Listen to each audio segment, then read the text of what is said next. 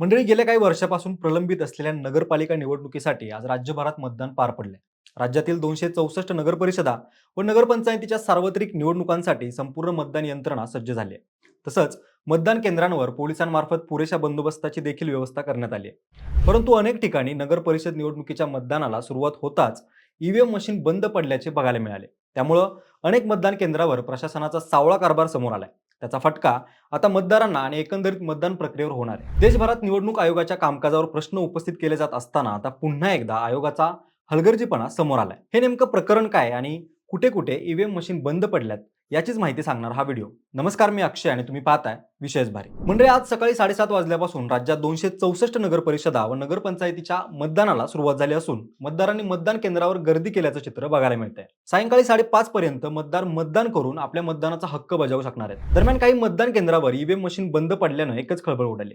EVM मशीनवर अनेक प्रश्न उपस्थित केले जात असताना ईव्हीएम मशीनमध्ये झालेला हा तांत्रिक बिघाड मतदारांच्या मनात शंका निर्माण करणारा ठरत आहे.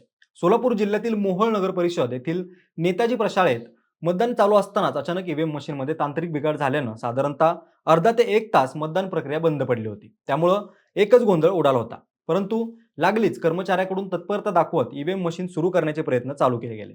मात्र आता या तांत्रिक बिघाडाचा फटका मतदारांना सहन करावा लागत आहे. परिणामी लोक मशीन सुरू होण्यासाठी प्रतीक्षा करत रांगेत थांबलेले होते. त्याचबरोबर बुलढाण्यातील खामगाव येथील प्रभाग क्रमांक 8 मधील मतदान केंद्र क्रमांक 8 आणि 2 मध्ये सुद्धा ईव्हीएम बिघाड झाल्याचा प्रकार समोर आलाय.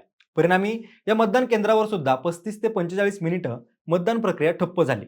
त्यामुळं मतदारांना मनस्ताप सहन करावा लागला. तर दुसरीकडे चिपळूणमध्ये देखील ईव्हीएम मशीन बंद पडल्यानं मतदार खोळंबल्याचं चित्र बघायला मिळालं. त्याचबरोबर खेड मतदान केंद्रावरील ईव्हीएम मशीन 2 वेळा बंद पडले. सोलापूर जिल्ह्यातील अक्कलकोट मधील नगर परिषद मुला मुलींची उर्दू शाळा इथे देखील ईव्हीएम मशीन बंद पडली होती. मतदान केंद्र क्रमांक 9 वरील 2 नंबर खोलीमधील मशीन तब्बल अर्धा तास बंद होती. परिणामी सकाळच्या सत्रात मतदान करायला आलेल्या मतदारांची तारांबळ उडाल्याचं चित्र बघायला मिळालं. काही ठिकाणी तर अपक्ष उमेदवारांचं बटनच दाबलं जाईना अशा घटना देखील समोर आलेल्या आहेत. काही वर्षांपासून प्रलंबित असलेल्या या निवडणुका आता कुठे पार पडत आहेत. त्यात ईव्हीएम मशीनच्या अशा तांत्रिक घोटाळ्यामुळे मतदानाचा टक्का देखील कमी होण्याची शक्यता आहे. दरम्यान मतदारांकडून मतदान प्रक्रियेच्या कामकाजावर प्रश्न उपस्थित केले जात आहेत. परिणामी प्रशासन आता कामाला लागले आणि निवडणूक कर्मचाऱ्यांकडून जिथे जिथे ईव्हीएम मध्ये बिघाड झाले अशा मतदान केंद्रावर तातडीनं दुरुस्ती करण्यात आली. या आधीच्या निवडणुकांमध्ये देखील ईव्हीएम बंद पडल्याचे प्रकार अनेक वेळा घडून सुद्धा आयोगाकडून या गंभीर समस्येचं निराकरण होत नसल्यानं ही समस्या निवडणूक आयोगाच्या हलगर्जीपणामुळे घडत असल्याचं देखील बोललं जाते. मागील वर्षी झालेल्या राज्यातील विधानसभा निवडणुकीत सुद्धा काही मतदारसंघात ईव्हीएम मशीन बंद पडल्याच्या घटना घडल्या होत्या, ज्यामध्ये नागपूर, संभाजीनगर, मालेगाव, नाशिक, कोथरूड अशा मतदारसंघांचा समावेश होता. तेव्हा देखील प्रशासनाकडून हे तांत्रिक बिघाड असून लवकरात लवकर ही समस्या सोडवण्यात येईल असं आश्वासन देण्यात आलं होतं. परंतु ईव्हीएम मध्ये तांत्रिक बिघाड होण्याची ही मालिका आज तगायत सुरू आहे. यावरून आता राजकीय प्रतिक्रिया देखील समोर येत आहेत. मोहोळ शहरातील आठवडी बाजार मतदान केंद्रावरील मशीन बंद पडल्यानंतर माजी आमदार रमेश कदम यांनी भाजपावर आरोप केलाय. मतदान केंद्रावरील वोटिंग मशीनवर केवळ भाजप चिन्हाचे बटन दाबले जात असल्याचा रमेश कदमांनी आरोप केलाय.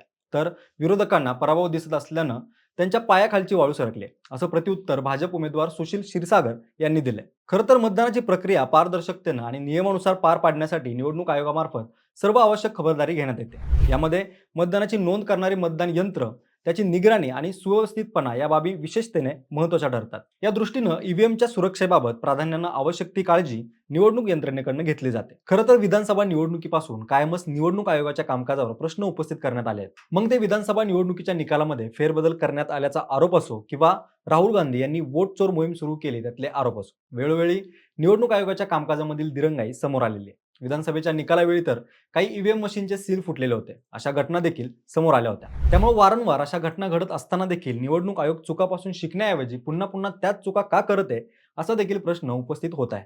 मतदानाची प्रक्रिया पारदर्शकतेने आणि नियमानुसार पार पाडण्यासाठी निवडणूक आयोगामार्फत सर्व आवश्यक खबरदारी घेण्यात येते. यामध्ये मतदानाची नोंद करणारे मतदान यंत्र, त्याची निगराणी आणि सुव्यवस्थितपणा या बाबी विशेषतः महत्त्वाच्या ठरतात. या दृष्टीनं ईव्हीएमच्या सुरक्षेबाबत प्राधान्यानं आवश्यक ती विशेष काळजी निवडणूक यंत्रणेकडून घेतली जाते. तरी देखील अशा समस्या का घडतात असा प्रश्न सर्वसामान्य नागरिकांना पडणं साहजिकच आहे.